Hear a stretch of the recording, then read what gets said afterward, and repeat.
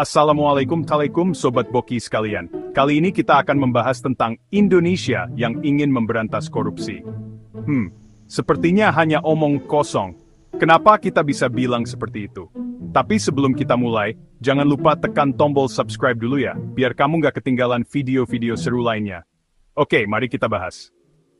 Kita ini bangsa besar, punya sumber daya melimpah, punya sejarah panjang. Tapi hari ini, apa yang paling kuat di negeri ini?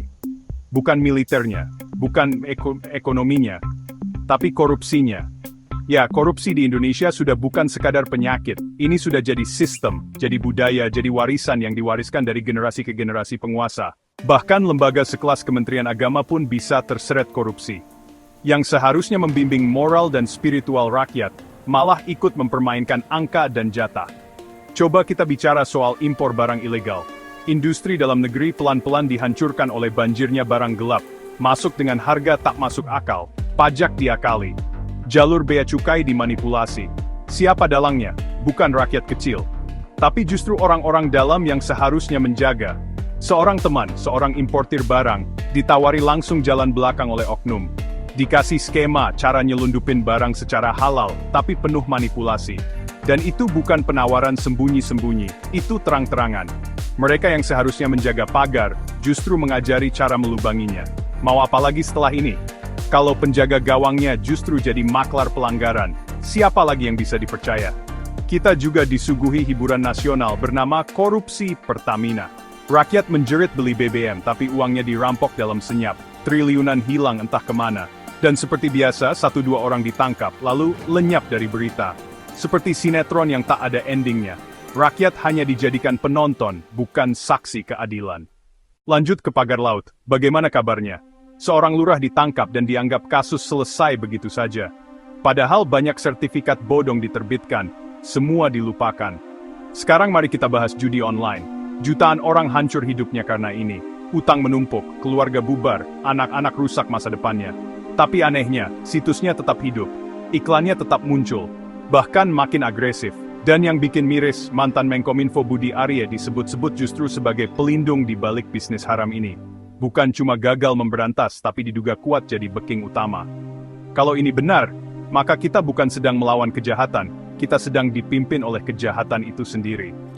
Lalu pertambangan ilegal, merusak hutan, mencemari sungai, menjarah kekayaan alam. Dan yang paling menyakitkan, Raja Ampat pun ikut rusak.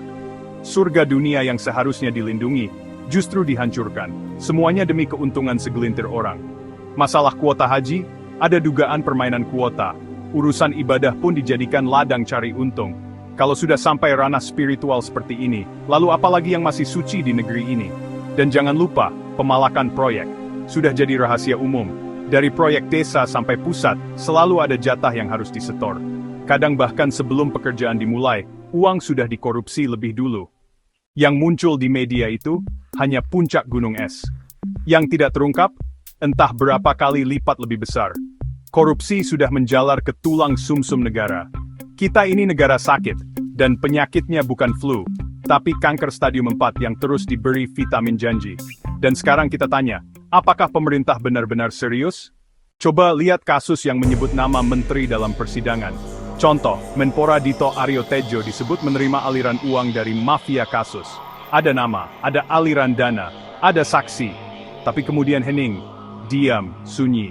Menteri tetap menjabat, tak ada pencopotan, tak ada klarifikasi resmi, tak ada penyelidikan transparan. Apakah ini bentuk keberanian atau bentuk kebal hukum? Lalu kita ingat lagi janji kampanye. Saya akan kejar koruptor sampai ke ujung dunia.